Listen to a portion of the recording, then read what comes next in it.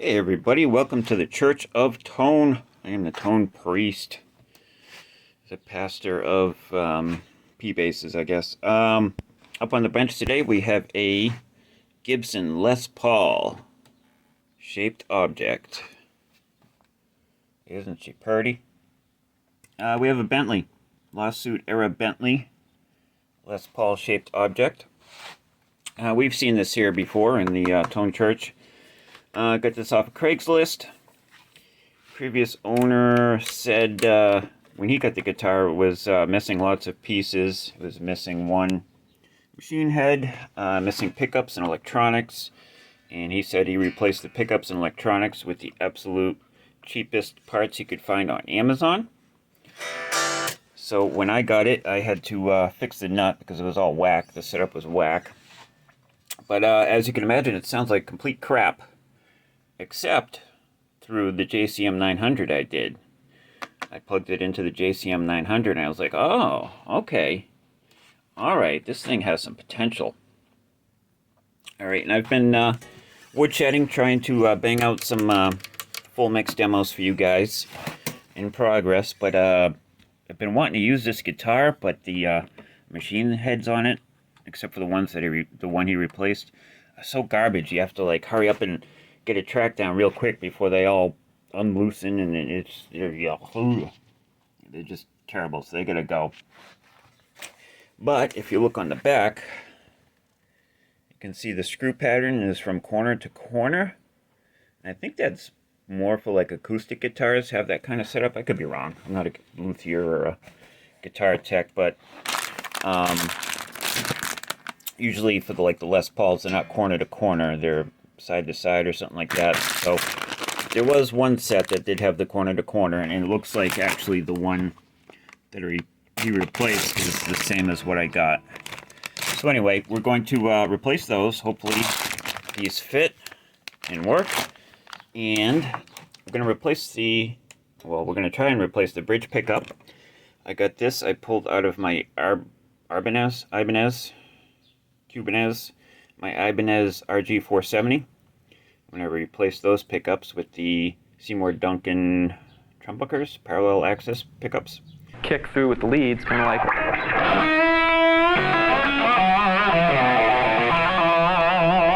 So this guy was kicking around. We'll stick him here. Throw on some Big Fat Gilmores, 10 to 48. Go once over with the frets, try and level those out. There's a couple, they're pretty good. They're actually a lot better than the Telecaster I've been playing. I need to go round 4 with those frets, but just touch those up, and the frets themselves aren't exactly polished, so they're a little crunchy when bending strings, but yeah, I'll just try and bump this up a notch and see if it's worth actually, investing any more money in this and getting some decent pickups for it. And we'll give her a shot. We'll give her a second chance at life. I'm going to replace these pots. These are knobs. These knobs are gross. But anyway, that's what we're going to do. Machine heads, pickup, frets, setup, play, evaluate. That's the plan. If that sounds interesting to you, not sure why it would, but if it does, hang tight. Here we go. Took the pick guard off. It was all loose. This little latchy thing here, that nut was loose and it was kind of all flopping around. Alright, DNA removal. So, in a nutshell, Alright, Tone Priest from the editing room here. Yeah, this is never good. So apparently I can build a tweed fender bassman from scratch, but I can't operate a cell phone camera. So a whole bunch of clips are like of the back of my head. Apparently I turned the camera off and I was thinking I was turning it on and vice versa. But we didn't really miss much. Yeah, I'm an idiot. Alright, moving on.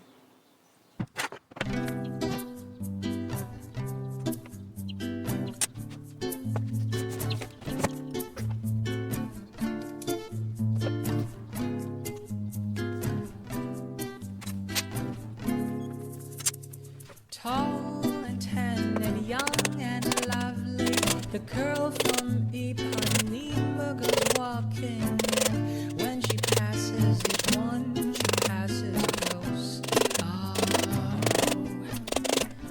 Oh, when she walks, she's like a samba that swings so cool and sways so gentle that when she passes each one, she passes goes. Oh, oh, but I watch her so sadly.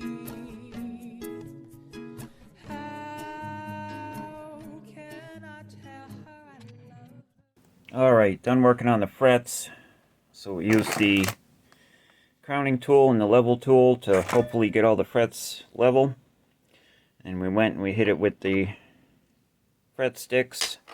And then we finally finished up polishing with some 4-0 steel wool.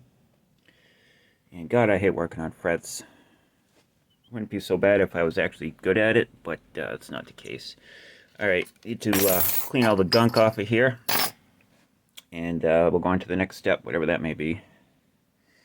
But if everybody could work on a Bentley, they would. Alright, so I think what we're going to do now is replace the machine heads. So we've got our iFixit style tool. We interrupt this video to bring you a special message from iFixit. And that seems to be a good fit for these little screws. Come on.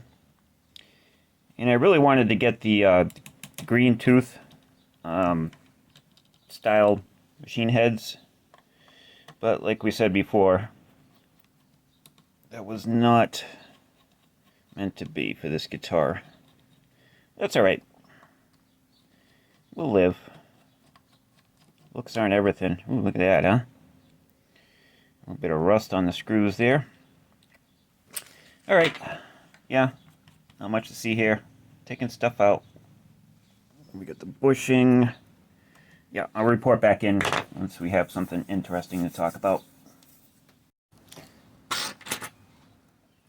Alright, so the bushings that came with the new machine heads are the same size in diameter, ID and OD, except the knurling on it, I don't know if you can be able to see that, the knurling on it is finer, which is fine. We could press them in there and they'd be fine, but you know what, we're going to use the originals. You know, if it ain't broke, don't fix it. Plus the originals have a nice little patina on there. And not so shiny. Alright, so, machine heads. Get your fists in the air! What do we got here? Let me get the camera situated. Alright, as you can see... Uh-oh, screw holes don't line up. I'm just kidding. These are 3 up, 3 down. There we go. That should... looks like it lines up perfectly. Alright, so I'm going to get these suckers in.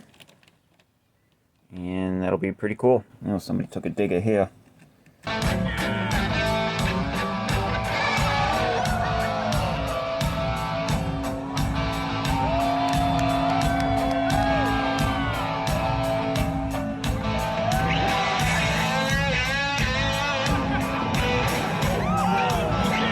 Surprised it didn't break the neck. Get this out of the frame. Come on, tonepriest.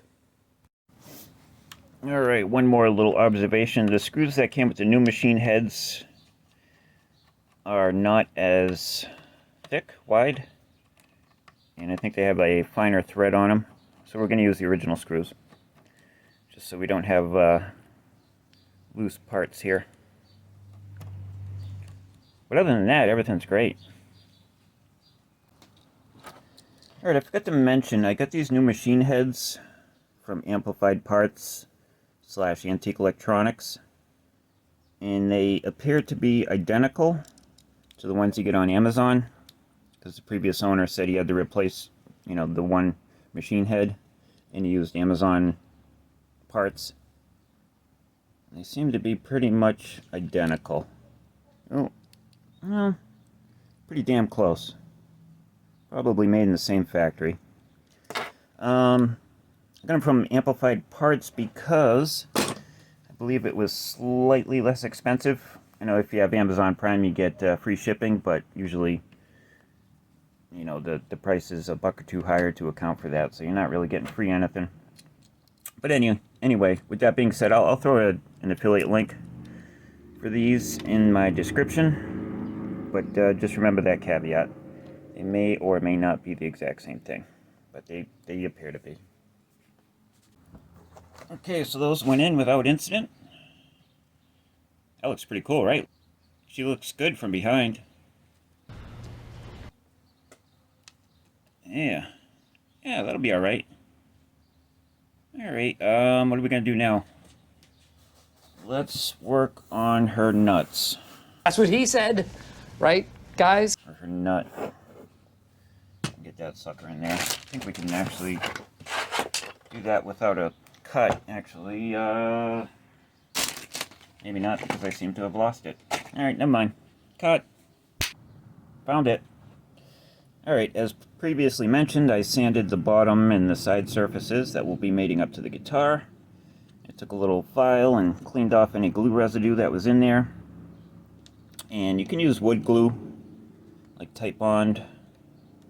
But what we're going to use is good old-fashioned Harbor Freight brand super glue.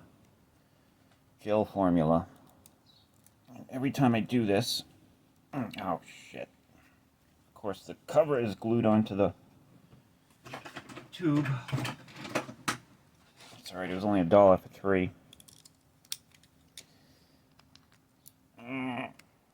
Come on. Alright, next. Reload. Reload. There we go.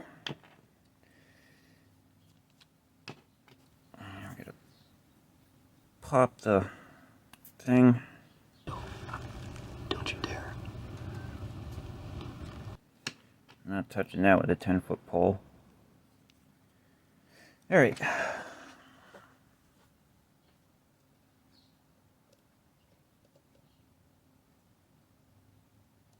Okie. Actually, this isn't gel, this is the thin stuff. And you just gotta commit and just do it. Get it right the first try. Because super glue only freezes quickly when you don't want it to. But I think we nailed it. Yeah, she's in there nice. Alright, job done. Let's do the pickup. Alrighty, here is our pickup. It's got 3 wires. I am by no means a guitar or pickup wiring specialist, but I measured the resistance from the ground to red. It was like 3.5 ohms, and ground to white was like 7 ohms. So I believe this is use the red wire to split the coils, the pickups. So we're not going to use the red one. We're just going to wire it black and white. Black to ground, white to the potentiometer. And hopefully that works. I don't know what happened. Yeah, this guy got a little bit shredded. See if I can find my copper tape and wrap it around here, because, you know, the shielding is broken from the pickup to the end of the wire, and we don't want the shielding to be broken. Oh, are we in frame? You seen all that? Oh, man. Scorsese strikes back. See that? Alright, let's do it. Alright, here is the pickup that was in there. Oh, God. Let's get some light on this. I wrote the Amazon on there, just for posterity's sake. So this is an Amazon special, El Cheapo $7 pickup. Here's the one that came in my Ibanez RG470. And if we see on the back, it says F. Probably for front, so this is probably a neck pickup. But we measured it, and it's around, what did I say, 7.5, 8 ohms, 8K, you know, which is appropriate for a neck pickup in a high output guitar. But this is just about right for a low output bridge pickup, and I prefer low output pickups. So we're gonna go with the neck pickup on this one, and I already checked the spacing. It lines up pretty good, so that shouldn't be an issue. So let's get her in there. All right, here's a shot of the inside of the guitar. Can we see that? Yeah, not the highest quality thing in the world, but hey, we love a $100 guitar around here. Alright, I was wrong. I went digging through my stuff. I found the Ibanez bridge pickup. And if we measure this one, we get 8.5 ohms. At the tap, we get 4 1/4. So we're going to go with the bridge pickup. Oh, you're off the screen. See, 8.5. Yeah, I think this will be nice. We'll use the actual bridge pickup. They're just kind of weird though, because usually neck pickups have less resistance, because the strings vibrating there are putting out more juice or something like that, something to that effect. So that's kind of weird that both pickups are very close in resistance, DC resistance to each other, but whatever, this is what it is. Ibanez knows what they are doing, I'm sure. But I am having a problem here. The holes for the mounting screws are for a much smaller screw, and I don't seem to have them. So in order to continue and finish this project today, I'm going to have to MacGyver something up. So let me think about this and consult Mr. MacGyver, and we'll come up with something.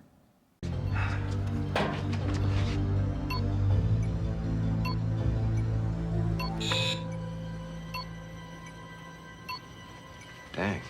Actually, never mind. I'm going to go back to plan A. This is the bridge pickup. And if we line it up with the bridge, yeah, not even close. You can't see that. Not even close. This is made for a tremolo. And I go back to the neck pickup. So we can see that. That's a lot better. And when I put the pickup to the actual guitar, where it's going to sit, it's fine. So we'll use the neck pickup.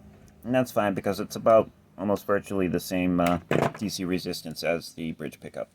Plan A. Getting down to brass tacks here. Got the pick guard back in. We got the pickup all wired up. So now all that's left to do is actually I'm going to put a little bit of F1 oil on the rosewood fingerboard, and we'll string her up and see how we did. Here's the stuff we're using on the fingerboard. Music Nomad F1 oil. Works good on rosewood, maple. I haven't used it on ebony, but I'm sure it's fine. It doesn't stain or discolor anything. It just moisturizes and even washes your hands while you do the dishes. Madge, I'm cuckoo over Palmolive. That makes 2 of you. Or something like that. Let's put a little bit on here. And then just work it in. And after a couple of minutes, we'll come back. Just get any excess off. That's all there is to it. Wow, does that look beautiful? Look at this. Yeah, that's nice. This is a nice fingerboard. It's probably the nicest thing about this guitar. Alright, almost there. Alright, we got her all back together. And first thing I notice is the Amazon pickup is way more output than the new Ibanez pickup. But the Ibanez pickup sounds pretty good. Dare I say, this guitar now actually sounds like a Les Paul? Maybe, possibly? Sounds about as much as the Les Paul as it looks, so whatever that means. But you be the judge. You tell me. Let's try something here real quick. Fender Bandmaster going into the Fender 215 cab. Got a tube screamer going into the Greer Lightspeed, going into reverb, going into rock and roll. Here we go. Let's see if this works.